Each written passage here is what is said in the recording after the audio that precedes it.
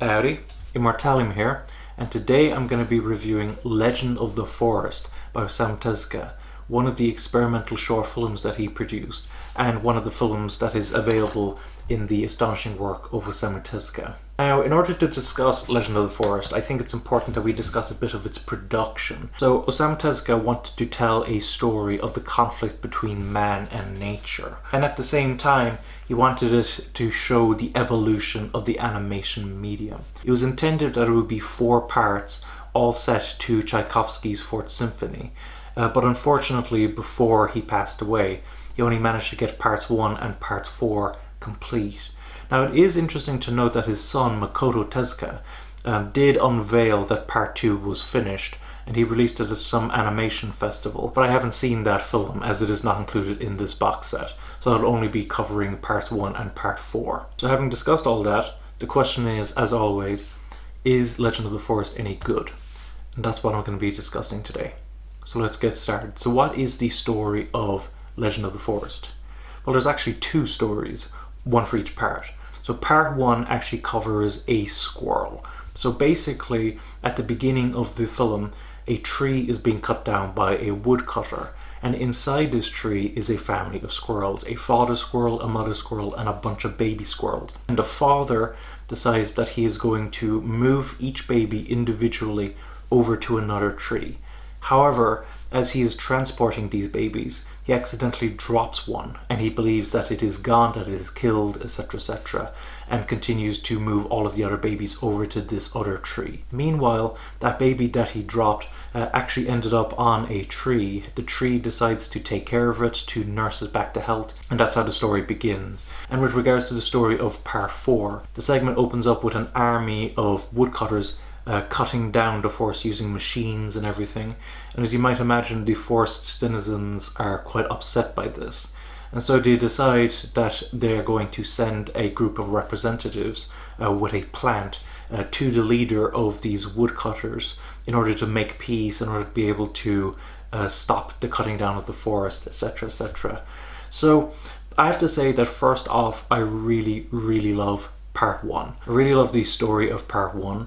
I really love how the story progresses, how we see this struggle of the squirrel against this woodcutter, against these other denizens of the forest, and ultimately the ending, which is quite surprising and to some people I'm sure quite shocking.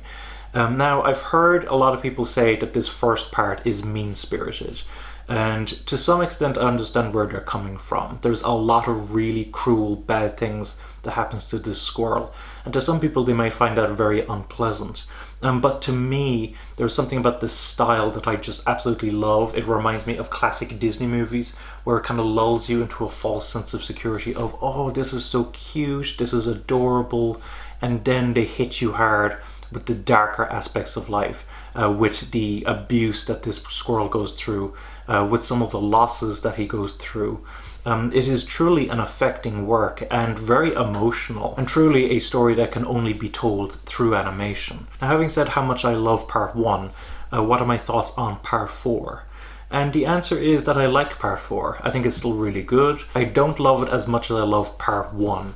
I didn't feel quite as invested with the denizens of the forest as I was compared to this little squirrel in part 1. And I thought that the ending wasn't anywhere near as impactful as part 1.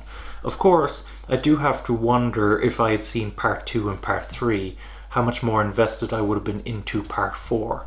But nonetheless, even though I wasn't as invested in part 4 as I was with part 1, I still thought it was very good overall. I just think the stories here are great. Of course, the main thing with this though is the animation. And the animation here is truly superb. Osamu Tezuka had a very specific idea for this project, and it was that it was going to evolve, it was going to show the evolution of animation. And the first part does such an incredible job of it. It starts out with still images before transitioning into preliminary old animation. And as it progresses, it works its way through black and white animation, through color animation. It eventually kind of works its way towards kind of anime-like animation. And the thing that I really love about this animation here is how granular it goes. And in particular, I want to show a part here. If you take a look at the animation for this, I went completely crazy when I saw it. And you might be wondering to yourself, why? Why is this animation so exciting to you, Immortalium? It looks relatively basic to me. And the answer is that this animation here was done to replicate the animation of a classic animation piece called Gertie the Dinosaur. Now, I'm sure most of you haven't heard of Gertie the Dinosaur, and in fact I would say that most people haven't heard of Gertie the Dinosaur. The only people who would have heard of Gertie the Dinosaur are people who are really into the history of animation. But Osamu Tezuka did an incredible job of replicating the animated style of Gertie the Dinosaur to tell his own story, and he does that with the entire film. It isn't just the case that he lumps all black and white animation into one category. He actually looks at the transitions of black and white animation from one piece to the next, and it is such an incredibly well done, well animated tribute to the medium of animation that I just couldn't help but be overjoyed. It is an absolutely amazing piece of animation. Now, with regards to the animation for part 4, his idea for part 4 was that the conflict between man and nature would represent the conflict between limited animation, which was dominating full animation at the time of this film. And as you can see, the denizens of the forest represented in full animation, in a very kind of cartoony style, very clean, crisp visuals, whereas the limited animation of the woodcutters is relatively jerky. It is much more simplified, kind of reminding me a lot of the kind of 1950s cartoons you'd see on television. And from that perspective, he does a really good job. Admittedly, I was a bit disappointed that it wasn't so much the evolution of animation as it was in part 1, and that part 4 simply had the conflict between full and limited animation.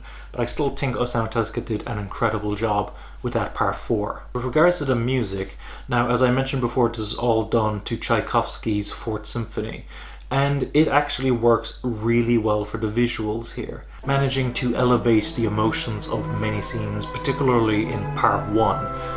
There is some dark stuff that happens in part 1, and Tchaikovsky's score is perfectly tied to the visuals to be able to lull us into senses of false security, thinking that everything's going to be okay for this little squirrel, and then hitting us hard with those emotional moments when things go bad for him. Now, with regards to the voice acting, there's none. There is no voice acting. There's no dialogue.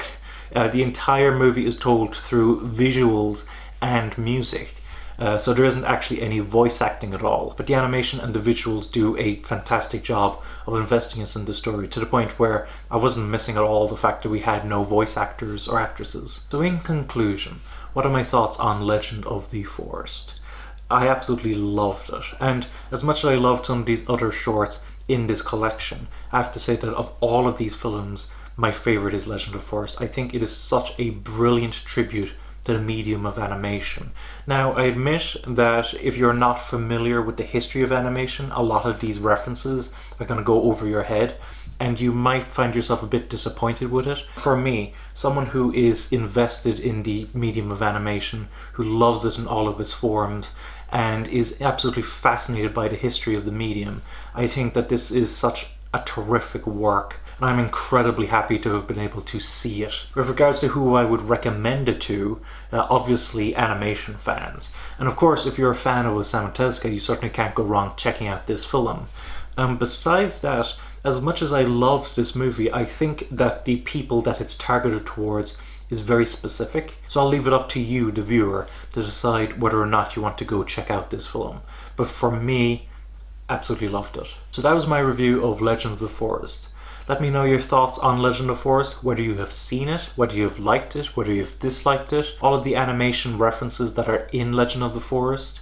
Do you think Osamu Tezuka succeeded in what he set out to do? Do you know anything about part 2, that thing that was released by Makoto Tezuka? And of course, if you have any other information about Osamu Tezuka, about his experimental short films, about Legend of the Forest, etc., please leave it in the comments below. And of course, if you want to support the channel, I would encourage you to check out my Amazon and Right Stuff affiliate links in the description below.